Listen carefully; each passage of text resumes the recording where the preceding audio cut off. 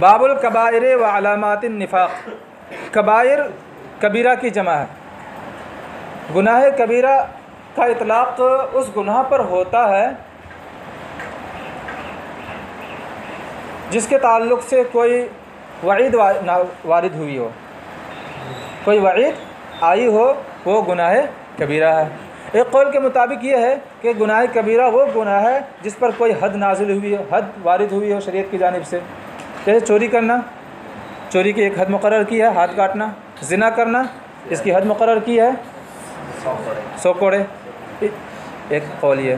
دوسرا قول یہ ہے کہ ہر گناہ اپنے بڑے گناہ کی طرف نسبت کرتے ہوئے صغیرہ ہے، اور جو بڑا گناہ اپنے چھوٹے گناہ کی طرف نسبت کرتے ہوئے کبیرہ ہے۔ بات میں آ گئی۔ اور کبھی کبھی کبیرہ اختلاف حال کی وجہ سے بھی ہو جاتا ہے۔ اختلاف حال یعنی اشخاص کے اعتبار سے، لوگوں کے اعتبار سے یہی کام عوام کے لیے کیا ہے، اچھا ہے، درست ہے، جائز ہے، لیکن اگر یہی کام کوئی اللہ کا مقرب بندہ کرے، اللہ کا ولی کرے، تو اس کے لیے ناجائز ہے، اس کے لیے درست نہیں ہے، اس کے لیے گناہ ہو جاتا ہے۔ اسی بنیاد پر تو کہا گیا ہے کہ حسنات الابرار سیئات المقربین، تو یہ اس طرح سے مختلف اس کی تعریفات کی گئی ہے۔ کوئی مثال اور عام لوگوں کے لیے، ہاں کوئی مثال عام لوگوں کے لیے صحیح اور متقی کے لیے گناہ؟ اس کی مثال آپ یوں سمجھ سکتے ہیں، توریہ کرنا، توریہ سمجھ رہے ہیں جی، کہ وہ ایک لحاظ سے جھوٹ اس کے اندر پایا جائے لیکن مراد کچھ اور لے لے۔ ہاں، اپنے حقیقی بہن، کوئی بیوی ہے، بیوی سے کہہ دے کہ یہ میری بہن ہے، لیکن اس نے مراد لے لیا اسلامی بہن، تو یہ توریہ ہے۔ تو یہ عام انسان کے لیے درست ہے، لیکن کوئی اگر مقرب بندہ کرے تو اس کے لیے مناسب نہیں ہے، وہاں پر سچ کہے کسی مصلحت کے پیش نظر، ورنہ بلا وجہ توریہ بھی جائز نہیں ہے۔ آپ نے مدنی انعامات میں پڑھا بھی ہوگا، بھر بھی رہے ہوں گے۔ اگر ضرورت ہے، جان کی حفاظت ہو رہی ہے اس سے، ایمان کی حفاظت ہو رہی ہے اس سے، ایسی ضرورت پیش آ گئی تو اس صورت میں توریہ کرنا درست ہے، بلا ضرورت اس کی اجازت نہیں ہے۔ بات سمجھ آ گئی؟ اچھا، گناہ کبیرہ کے تعلق سے یہ اختلاف ہے کہ اس کی تعداد کیا ہے۔ عبداللہ ابن عباس سے مروی ہے کہ گناہ کبیرہ کی تعداد 70 ہے، اور ایک دوسرے صحابی سے مروی ہے کہ گناہ کبیرہ کی تعداد 700 ہے۔ تو اس وقت یہ کہا جائے گا کہ انواع کے اعتبار سے 70 ہیں، لیکن افراد کے اعتبار سے 700 ہیں۔ ایک نوع کے اندر کئی سارے افراد آ جاتے ہیں۔ بات میں آ گئی؟ اچھا، اور اسی طرح ایک بہت بڑے محدث ہیں، انہوں نے ابو طالب مکی رحمۃ اللہ تعالیٰ علیہ، انہوں نے گناہ کبیرہ کے تعلق سے جو احادیث پاک ہیں ان تمام احادیث پاک کو جمع کیا اور پھر تمام گناہ کبائر کو شمار کیا، تو ان کی تعداد 17 نظر آئی۔ پاس میں آ گئی۔ تو یہ جو اختلاف ہوتا ہے یہ حقیقت میں اتنے ہیں، لیکن کچھ لوگوں نے کسی کے اندر 3-4 مان لیا اور کچھ لوگوں نے اس کو الگ الگ شمار کر دیا۔ بات سمجھ میں آ گئی؟ اچھا، اس بنیاد پر تعداد میں اختلاف ہو گیا۔ اچھا، یہاں پر حدیث پاک میں ہم پڑھیں گے، کسی حدیث پاک میں 3 گناہ کبیرہ کے بارے میں پڑھیں گے، کسی حدیث پاک میں 4 گناہ کبیرہ کے بارے میں پڑھیں گے، کسی میں 5 کے بارے میں پڑھیں گے۔ تو کسی بھی حدیث پاک میں حصر مقصود نہیں ہے، گناہ کبیرہ کی تعداد متعین کرنا مقصود نہیں ہے، بلکہ سامنے والے کے اعتبار سے حضور صلی اللہ علیہ وسلم کی ہمیشہ گفتگو ہوتی ہے۔ سامنے والا جیسا ہو اس اعتبار سے حضور صلی اللہ علیہ وسلم نصیحت فرمایا کرتے تھے، آپ صلی اللہ علیہ وسلم گفتگو فرمایا کرتے تھے۔ بات سمجھ میں آ گئی؟ دیکھیے، علامات، یہ علامت کی جمع ہے۔ علامت کا معنی نشانی۔ نفاق کا معنی ہوتا ہے، نفاق اصطلاحی کا معنی ہوتا ہے کہ دل میں کفر چھپانا اور زبان سے اسلام، ایمان لانا۔ ٹھیک ہے، آگے حدیث پاک پڑھیں گے کہ ابھی حضور صلی اللہ تعالیٰ علیہ وسلم کے گزرنے کے بعد منافق نہیں رہا، یا تو مومن رہا یا کافر۔ گناہ کبیرہ، گناہ کے 4 صورتیں ہیں۔ ایک وہ گناہ جو بغیر توبہ کے معاف نہ ہو، جیسے کفر اور شرک، بغیر توبہ کے معاف نہیں۔ دوسرا وہ گناہ جو بغیر توبہ کے معاف ہو جائے، یا یوں کہہ لیجئے دوسرا وہ گناہ جو عمل صالح کی بنیاد پر معاف ہو جائے. ان الحسنات یذہبن السیئات, نیکیاں برائیوں کو ختم کر دیتی ہیں, جیسے گناہ صغیرہ.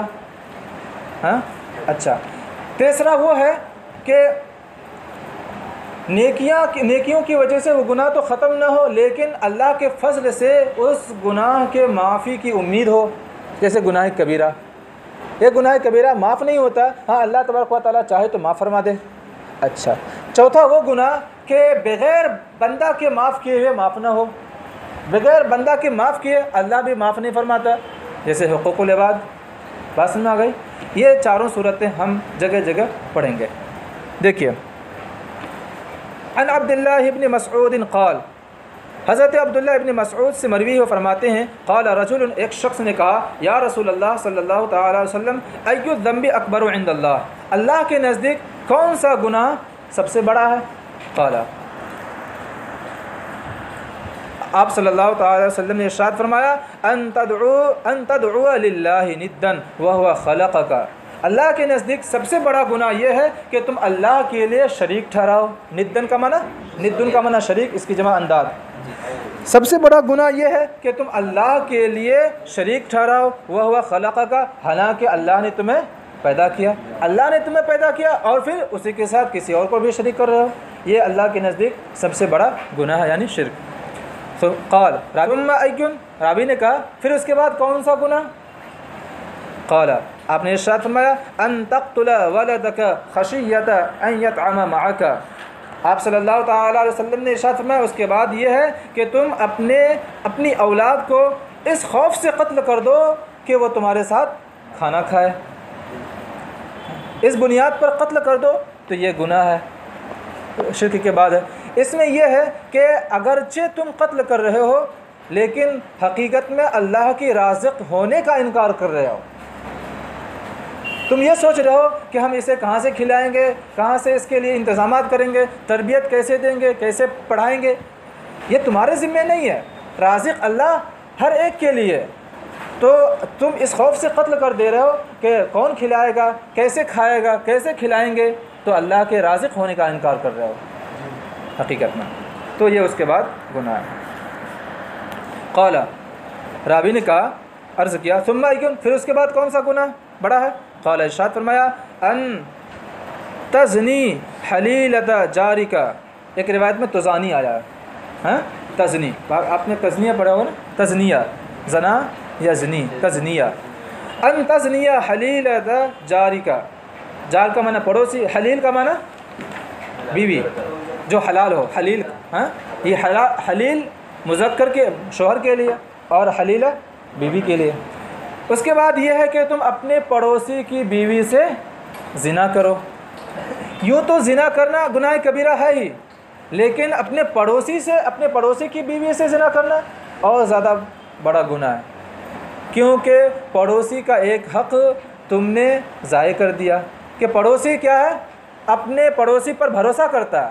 ہر ایک پڑوسی اپنے پڑوسی کے لیے امان ہے, جان کے لیے بھی, عزت کے لیے بھی, مال و دولت کے لیے بھی. کہیں عزت خراب ہو رہی ہو تو پڑوسی اس کی حفاظت کرے, مال و دولت خراب ہو رہا ہو تو پڑوسی اس کی حفاظت کرے. تو تم نے پڑوسی کا بھی حق ختم کر دیا اور جو حقوق اللہ تھا وہ اس کا بھی خاتمہ کر دیا. بات میں آ گئی. فانزل اللہ تعالی تصدیقہ, تو اللہ تبارک و تعالی نے اس کی تصدیق نازل فرمائی, اور وہ آیت کریمہ یہ ہے, والذین لا يدعون مع اللہ الہا آخر. مومن تو حقیقت میں وہ لوگ ہیں جو اللہ کے ساتھ کسی اور کو معبود نہیں ٹھہراتے. ولا یقتلون النفس التي حرم اللہ الا بالحق, اور نہ اس جان کو قتل کرتے ہیں جسے اللہ تبارک و تعالی نے حرام فرما دیا, الا بالحق, مگر حق کے ساتھ. اسلامی کوئی حق نافذ ہو جائے, اس بنیاد پر قتل کیا جا رہا ہے تو کوئی حرج نہیں. مثال کے طور پر کسی نے کسی کو قتل کر دیا تو اب اسلام کا حق یہ ہے کہ بطور قصاص اس کو قتل کیا جائے. تو قصاص کے طور پر قتل کرنا کوئی جرم نہیں ہے بلکہ یہ اسلام کا حق ہے. ولا یزنون, اور حقیقت میں مومن تو وہ ہیں جو زنا نہیں کرتے. الآیت, یہ پوری آیت ہے, متفق علیہ. اس حدیث پاک کو شیخین نے روایت کیا. ہو گیا. وعن عبداللہ بن عمر قال قال رسول اللہ صلی اللہ تعالیٰ علیہ وسلم، حضرت عبداللہ بن عمر سے مروی ہے، وہ فرماتے ہیں نبی کریم صلی اللہ تعالیٰ علیہ وسلم نے ارشاد فرمایا الکبائر الاشراک باللہ، گناہ کبیرہ کی چند صورتیں ہیں، گناہ کبیرہ کی چند قسمیں ہیں۔ وہ گناہ کبیرہ یہ ہیں: اللہ کے ساتھ شریک کرنا، وعقوق الوالدین، والدین کی نافرمانی کرنا، والدین کی نافرمانی کرنا یہ بھی گناہ کبیرہ ہے۔ لیکن ان معاملات میں جو معاملات شریعت کے نزدیک جائز ہوں، لیکن اگر والدین ناجائز کام کا حکم دے رہے ہوں تو ان کی اطاعت نہیں کی جائے گی۔ لا طاعت لمخلوق فی معصیت اللہ، اللہ کی نافرمانی میں کسی مخلوق کی اطاعت جائز نہیں ہے، ٹھیک ہے۔ وقتل النفس، کسی جان کو قتل کر دینا ناحق، والیمین الغموس، اور جھوٹی قسم۔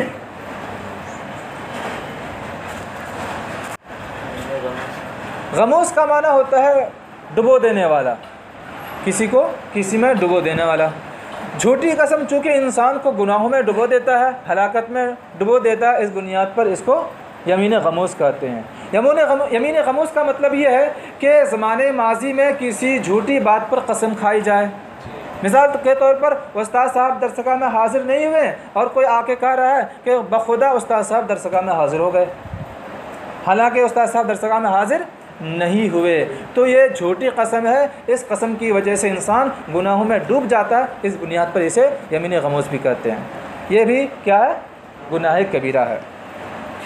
وفی روایت انس، اور حضرت انس رضی اللہ تعالیٰ عنہ کی روایت میں ہے وشہادۃ الزور بدل الیمین الغموس، یمین غموس کی جگہ پر ان کی روایت میں شہادت الزور کا لفظ آیا ہے۔ زور کا معنی ہوتا ہے جھوٹی بات، قول الزور جھوٹی بات، قرآن پاک میں بھی آیا۔ تو یہاں پہ مراد کیا؟ شہادت الزور، جھوٹی گواہی دینا۔ جھوٹی گواہی دینا بھی گناہ کبیرہ میں سے ہے۔ متفق علیہ۔ وعن ابی ہریرہ قال قال رسول اللہ صلی اللہ تعالیٰ علیہ وسلم، حضرت ابو ہریرہ رضی اللہ تعالیٰ عنہ سے مروی ہے، وہ فرماتے ہیں نبی کریم صلی اللہ تعالیٰ علیہ وسلم نے ارشاد فرمایا اجتنبوا السبع الموبقات، اجتنبوا کا معنی پرہیز کرنا، بچنا، سبع معنی سات، اور موبقات کا معنی ہلاک کرنے والی چیزیں، کہ سات ہلاک کرنے والی چیزوں سے بچو، سات ایسی چیزوں سے بچو کہ وہ چیزیں انسان کو ہلاک کر دیتی ہیں، ہلاکت میں ڈال دیتی ہیں۔ وہ سات چیزیں کیا ہیں؟ دیکھیں، قالوا یا رسول اللہ، صحابہ کرام نے عرض کیا یا رسول اللہ ما ہن، وہ سات چیزیں ہلاک کرنے والی کیا ہیں؟ قال، ارشاد فرمایا الشرک باللہ، اللہ کے ساتھ کسی کو شریک کرنا، والسحر، اور جادو کرنا۔ جادو کے تعلق سے یہ ہے کہ اگر جادو کرنے میں کفر یا الفاظ آ رہے ہیں تو وہ کافر ہو جائے گا۔ ایمان کے خلاف کوئی لفظ آ رہا ہے تو جادو کرنے میں کافر ہو جائے گا۔ اگر ایمان کے خلاف کوئی لفظ نہیں آ رہا ہے تو یہ حرام ہوگا۔ بات سمجھ میں آ گئی؟ لیکن اب جادو سیکھنا جائز ہے یا نہیں؟ کرنا تو جائز نہیں ہے بالکل یہ، لیکن جادو سیکھنا جائز ہے کہ نہیں؟ تو اس میں یہ حکم ہے کہ اگر اپنے دفاع کے لیے، کسی کا جادو اتارنے کے لیے، اپنی جان کی حفاظت کے لیے جادو سیکھ رہا ہے تو جائز ہے، اس کے علاوہ جتنی بھی صورتیں جائز نہیں ہیں۔ وقتل النفس التي حرم اللہ الا بالحق، اور اس جان کو قتل کرنا جسے اللہ نے حرام فرما دیا مگر حق کے ساتھ، اس کی تفصیل ہو چکی پہلے۔ وأكل الربا، اور سود کھانا۔ وأكل مال الیتیم، اور یتیم کا مال کھانا ظلم کے طور پر۔ باپ چھوڑ کے چلا گیا، بیٹا مالک ہو گیا، بیٹا عقل مند نہیں ہے، نابالغ ہے، اور چچا اور دوسرے رشتہ دار کیا کر رہے ہیں؟ ظلماً اس کا مال کھا رہے ہیں، مال ہڑپ رہے ہیں، تو یہ کیا ہے؟ ہلاک کرنے والی چیزیں ہیں، گناہ کبیرہ ہے۔ لیکن اگر بطور حلال کسی جائز طریقے سے کھا رہا ہے تو درست ہے۔ مثال کے طور پر وہ بالکل نابالغ ہے، تربیت کا حقدار ہے، اور اگر کوئی شخص اس کی ذمہ داری اٹھا لے کہ میں ذمہ داری اٹھا لے رہا ہوں، لیکن ظاہر سی بات ہے ذمہ داری اٹھائے گا تو اس کا وقت جائے گا، تو اس وقت کے بدلے میں اگر اس کا کچھ مال لے رہا ہے تو درست ہے، لیکن یہ متعین کرنا پڑے گا بطور اجارہ، یہ ظلمن نہیں ہے۔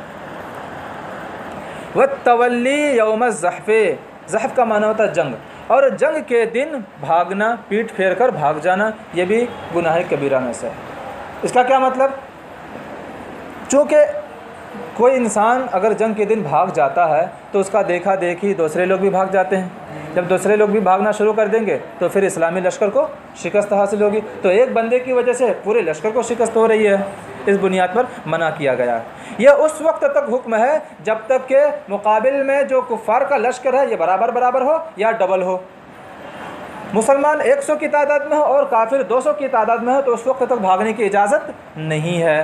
اگر ڈبل سے زیادہ ہو جا رہے ہیں کفار تو اس وقت بھاگنے کی اجازت ہے اپنی جان کی حفاظت کے لیے, کیونکہ یہاں پہ مجبوری ہے, یہاں پہ یقینی ہے کہ شکست ہوگی, تو اس لیے اپنی جان کی حفاظت کے لیے بھاگ سکتے ہیں. لیکن پھر بھی افضل یہی ہے کہ مقابلہ کرے, کیونکہ اللہ تعالیٰ قرآن پاک میں ارشاد فرماتا ہے کہ ایک کے مقابل میں 10 یا اس سے زیادہ 100 کے مقابل میں 1000 تو ایک کے مقابل میں 10 ہو گیا.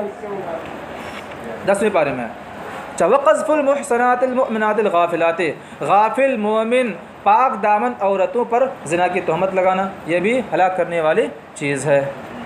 محسن اس عورت کو کہتے ہیں جس پر کبھی زنا کی تہمت نہ لگی ہو. بات سمجھ آ گئی؟ مومن ہو اور اس پر کبھی زنا کی تہمت نہ لگی ہو, اس پر تہمت لگا دینا یہ بھی کیا ہے؟ گناہ کبیرہ ہے. قرآن پاک نے اس کی حد مقرر کی ہے 80 کوڑے. یہاں پہ غافلات کا لفظ قید احترازی نہیں بلکہ قید اتفاقی ہے. غافل اس عورت کو کہتے ہیں کہ اس پر زنا کی تہمت لگا دی گئی پھر بھی اس کو پتہ ہی نہیں چلا. ہاں, یعنی اس قدر بھولی بھالی عورت ہے کہ اس پر زنا کی تہمت لگ گئی, پوری بستی میں ہنگامہ ہو چکا ہے کہ فلاں نے ایسا کیا اور اس کو خبر بھی نہیں ہے. یعنی اس قدر بھولی بھالی ہے. تو چالاک مومن عورتوں پر تو زنا کی تہمت لگانا حرام ہے ہی, لیکن اس سے زیادہ حرام یہ ہے کہ جو کیا ہے بالکل بے خبر ہو, اس کی طرف بالکل بھی توجہ نہ ہو, اس پر زنا کی تہمت لگانا بالکل حرام ہے. وعنہ قال,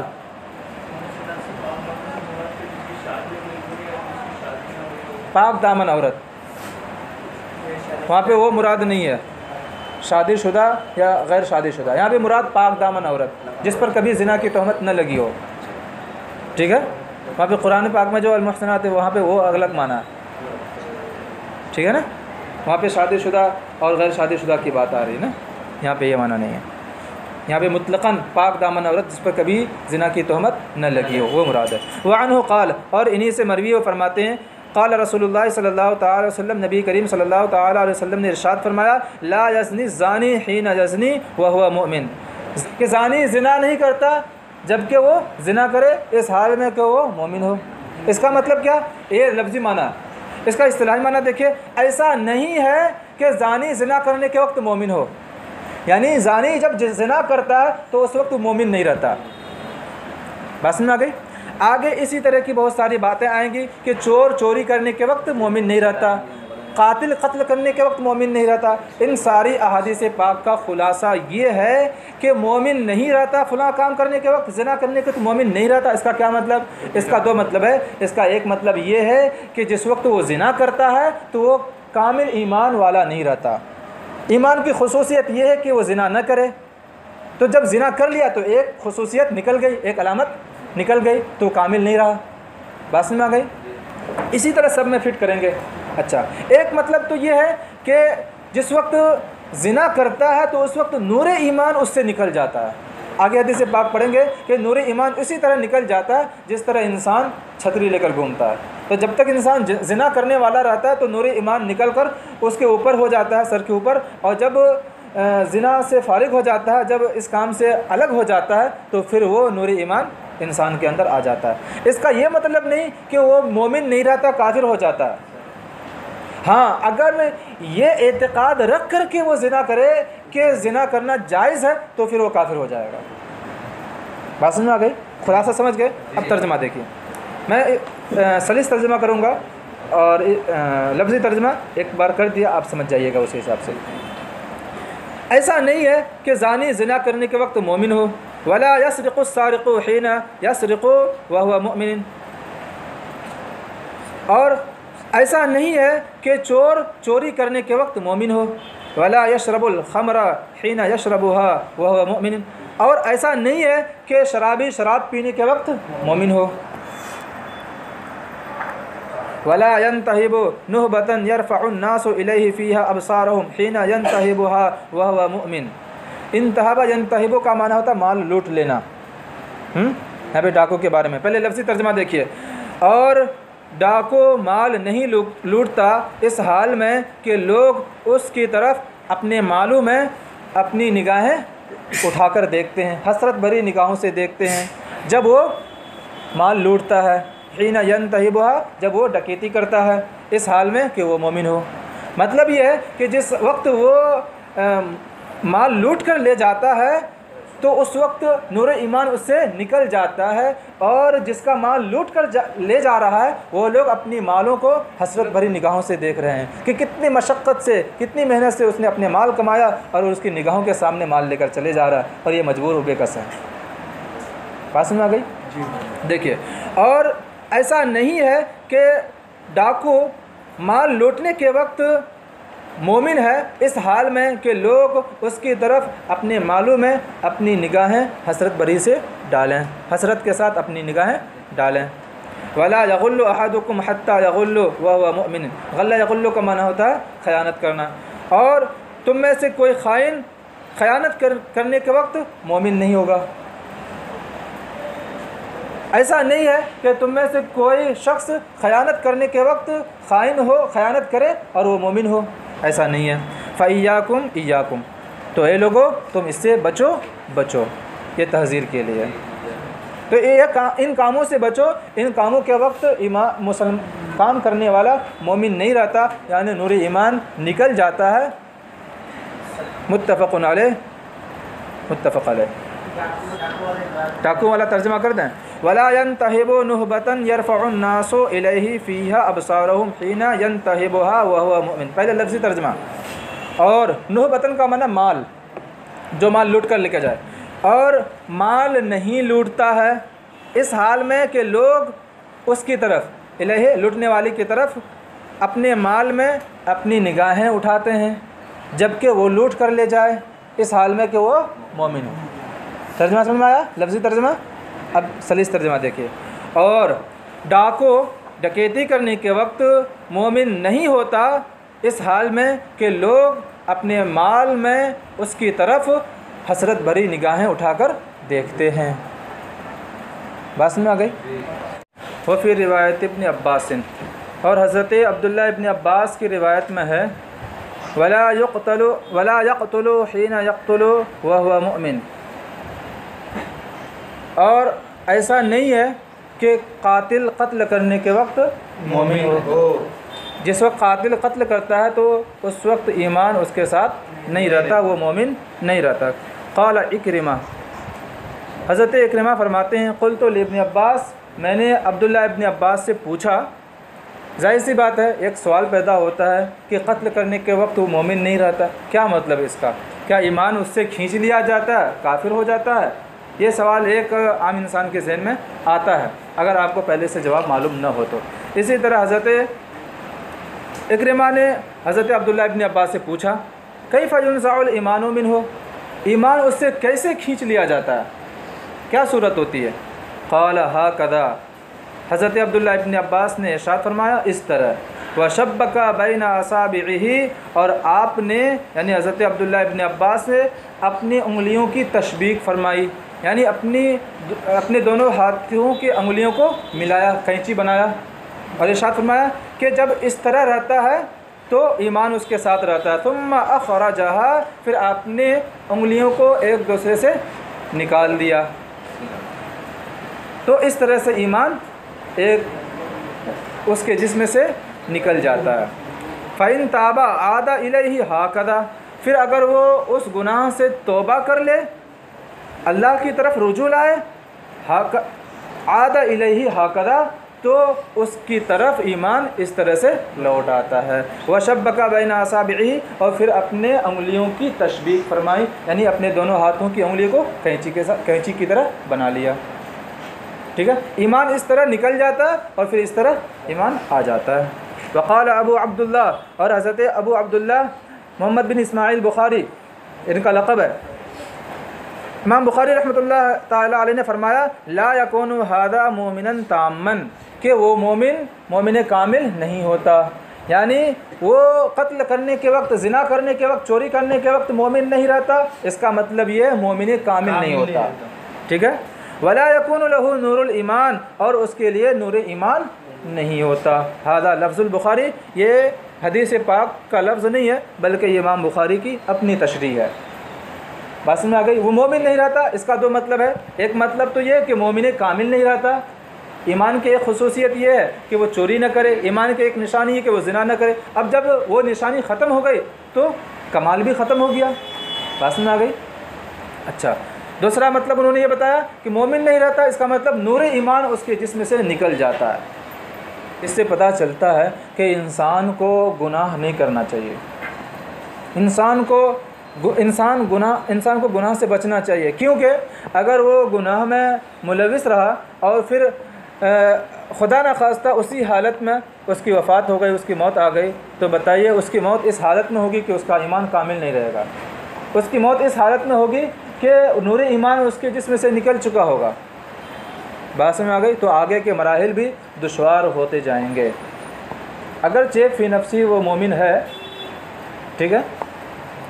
وعن ابی ہریرہ قال قال رسول اللہ صلی اللہ تعالیٰ علیہ وسلم، اور حضرت ابو ہریرہ رضی اللہ تعالیٰ عنہ سے مروی ہے، وہ فرماتے ہیں نبی کریم صلی اللہ تعالیٰ علیہ وسلم نے ارشاد فرمایا آیت المنافق ثلاث، منافق کی نشانی 3 ہے۔ زیادہ مسلم، امام مسلم نے آگے اتنے الفاظ کا اضافہ کیا، دیکھیے وَإِنْ سَامَ وَصَلَّى وَزَعِمَ أَنَّهُ مُسْلِمٌ، منافق کی علامت 3 ہے، اگرچہ وہ روزہ رکھے، اگرچہ وہ نماز پڑھے اور وہ گمان کرے کہ وہ مسلمان ہے۔ یہ امام مسلم کی روایت میں اتنا اضافہ ہے۔ ثم اتفقا، پھر آگے والی روایت میں دونوں متفق ہیں۔ اذا حدث کذب، جب وہ بات کرے تو جھوٹ بولے، وَإِذَا وَعَدَ أَخْلَفَ، اور جب وعدہ کرے تو وعدہ خلافی کرے، وَإِذَا اؤْتُمِنَ خانہ، اور جب امین بنایا جائے تو خیانت کرے۔ بس میں آ گئی؟ یہ 3 علامتیں منافق کی بیان کی گئی۔ اس سے کہ آگے ایک اور حدیث پاک آ رہی ہے، اس کے علاوہ اور بھی بہت ساری حدیثیں ہیں جس میں کہا گیا ہے کہ کسی حدیث میں یہ کہا گیا ہے کہ منافق کی علامت 4 ہے، کس میں یہ کہا گیا ہے کہ منافق کی علامت 3 ہے، اس کے علاوہ اور بھی مختلف احادیث پاک ہے۔ تو حضور صلی اللہ تعالیٰ علیہ وسلم سامنے والے کے اعتبار سے گفتگو فرمایا کرتے تھے، سامنے والے کو جیسی حاجت ہوتی تھی ویسا آپ ارشاد فرمایا کرتے تھے۔ بات سمجھ آ گئی؟ اچھا، وَإِذَا اؤْتُمِنَ، ہاں، اور جب امین بنایا جائے تو خیانت کرے۔ اچھا، اب یہاں پر حضور صلی اللہ تعالیٰ علیہ وسلم نے ارشاد فرمایا کہ منافق کی علامت، منافق کی نشانی 3 ہے، یعنی جب یہ 3 علامتیں پائی جائیں گی تو منافق ہوگا۔ یہ سمجھ میں آ رہا ہے؟ تو اس کو آپ یوں سمجھ لیجئے، ایسا ضروری نہیں ہے کہ یہ نشانیاں جس کے اندر بھی پائی جائے تو وہ منافق ہی ہو، وہ منافق ہی ہو، لیکن بلکہ یہ ضروری ہے کہ جو بھی منافق ہوگا اس کے اندر یہ نشانیاں پائی جائیں گی۔ اس کو آپ مثال سے یوں سمجھ لیجئے کہ مسلمان کی علامت کیا ہے؟ نماز پڑھنا۔ بات میں آ گئی؟ تو کیا جو نماز نہیں پڑھتا وہ مومن نہیں ہے، مسلمان نہیں ہے؟ مسلمان ہے نا؟ بس میں آ گئی؟ تو مطلب یہ ہوا کہ جو بھی نماز پڑھے گا تو وہ مسلمان ہے، لیکن ایسا نہیں کہ جو نماز نہیں پڑھے گا تو وہ مسلمان نہیں ہے۔ اس کو اور آسان مثال سے آپ یوں سمجھیے کہ کوے کی علامت کیا ہے؟ کالا ہونا، ٹھیک ہے؟ تو جب کوا پایا جائے گا تب تو وہ نشانی پائی جائے گی۔ تو کیا ایسا ہے کہ کالا کہیں اور پایا جائے تو کوا بھی ہو؟ نہیں ہے نا، اس کی ایک نشانی ہے، علامت ہے۔ ویسے یہاں پر بھی ہے کہ یہ علامت جس کے اندر ہو تو کوئی ضروری نہیں کہ وہ منافق ہو۔ یہ تو معنی اصطلاحی کے اعتبار سے، اصطلاحی معنی کے اعتبار سے وہ منافق نہیں ہے۔ اصطلاح میں منافق کس کو کہتے ہیں؟ اصطلاح میں منافق یہ ہے کہ دل سے کافر ہو اور زبان سے مومن ہو۔ بات سمجھ آ گئی؟ لیکن لفظی اعتبار سے مسلمان بھی منافق ہے، ٹھیک ہے؟ لفظی اعتبار سے، لغت کے اعتبار سے مسلمان بھی منافق ہو سکتا ہے۔ لغت کے اعتبار سے منافق کس کو کہتے ہیں؟ جو دل میں ہو زبان میں نہ ہو، یعنی زبان میں دل کے خلاف ہو۔ ظاہر سی بات ہے، اگر کوئی مسلمان جھوٹ بول رہا ہے تو دل میں کچھ اور ہے، زبان میں کچھ اور بول رہا ہے نا؟ تو لغت کے اعتبار سے، لفظ کے اعتبار سے وہ منافق ہوا، لیکن اصطلاح کے اعتبار سے منافق نہیں ہوا۔ بات سمجھ آ گئی؟ چلے جائیں. وعن عبداللہ بن عمر قال قال رسول اللہ صلی اللہ تعالی علیہ وسلم, اور حضرت عبداللہ بن عمر سے مروی ہے, وہ فرماتے ہیں نبی کریم صلی اللہ تعالی علیہ وسلم نے ارشاد فرمایا, اربع من کن فیہ کان منافقا خالصا, 4 خصلتیں ایسی ہیں جس کے اندر بھی وہ 4 خصلتیں ہوں وہ خالص منافق ہوگا. یہاں پر بھی وہی تشریح آپ کر لیجئے. ومن کانت فیہ خصلۃ منہن کانت فیہ خصلۃ من النفاق, اور جس شخص کے اندر ان میں سے یعنی ان 4 خصوصیت میں سے, ان 4 نشانیوں میں سے ایک خصلت ہو تو اس کے اندر نفاق کی ایک خصلت ہوگی. حتی یدعها, یہاں تک کہ اس خصلت کو چھوڑ دے. 4 خصلتیں کیا ہے منافق کی؟ دیکھیے, اذا اؤتمن خانہ, جب اسے امین بنایا جائے تو خیانت کرے, پیسے رکھنے کے لیے دیا تو ہڑپ لیا, کوئی بات بطور امین بطور امانت اس سے میں نے کہی, کوئی راز کی بات کہی اور کہا کہ مت بتانا, مائک سے اعلان کر دیا تو بھی خیانت ہے, اس سے پہلے اس کی تشریح ہو چکی ہے. اچھا, وَإِذَا حَدَّثَ كَذَبَ, اور جب گفتگو کرے تو جھوٹ بولے. وَإِذَا عَاهَدَ غَدَرَ, اور جب معاہدہ کرے وعدہ کرے تو وعدہ خلافی کرے. وَإِذَا خَاصَمَ فَجَرَ, اور جب جھگڑا کرے تو گالی گلوچ کرے. اس کا معنی ہوتا ہے گالی گلوچ بھی کرنا اور الزام تراشی بھی کرنا, الزام لگانا, تہمت لگانا. جب انسان جھگڑا کرتا ہے تو اس کے لیے بہتر یہ ہے کہ دلائل کی روشنی میں وہ گفتگو کرے, دلائل کے اعتبار سے وہ گفتگو کرے. لیکن جب انسان کا غصہ انتہا کو پہنچ جاتا ہے تو کیا کرتا ہے؟ دلائل کو چھوڑ کر کے اس کی زبان سے گالیاں نکل آتی ہیں. جب گالیاں نکل آنا یہ کیا ہے؟ منافق کی علامت ہے. لیکن جب اور زیادہ غصہ آگے بڑھتا ہے تو گالیوں سے اس کا دل نہیں بھرتا ہے تو کیا کرتا ہے؟ الزام تراشی کرنا کرتا ہے, تم تو فلاں ہو, تم نے تو ایسا ایسا کیا, تمہارے ساتھ کون مغل کرنے جائے. پاس میں آگے جھگڑوں میں ہوتا ہے نا ایسا. متفق علیہ, یہ حدیث پاک متفق علیہ. وعن ابن عمر, اور حضرت عبداللہ ابن عمر سے مروی فرماتے ہیں قال رسول اللہ صلی اللہ تعالی علیہ وسلم, نبی کریم صلی اللہ تعالی علیہ وسلم نے ارشاد فرمایا, مثل المنافق کالشاة الغائر بین الغنمین. شات کا معنی بکری, غائر دیا یا عائر دیا ہے؟ عائر. عارا یعیرو کا معنی ہوتا ہے کبھی ادھر جانا کبھی ادھر جانا, ساتھ ہونا. یہاں پہ غنم کا معنی ہے بکری, یہاں پہ مراد ہے بکری کی جماعت, ریوڑ. منافق کی مثال اس بکری کی طرح ہے جو بکریوں کے 2 ریوڑوں کے درمیان ادھر ادھر جاتی ہے. تعیر الی ہذہ مرۃ و الی ہذہ مرۃ, وہ بکری کبھی اس ریوڑ میں جاتی ہے اور کبھی اس ریوڑ میں جاتی ہے, تو بیچ میں ادھر ادھر جانے والی جو بکری ہے اسی بکری کی طرح منافق کی مثال ہے. کیا مطلب ہے, اس سے کیا بتانا چاہ رہے ہیں؟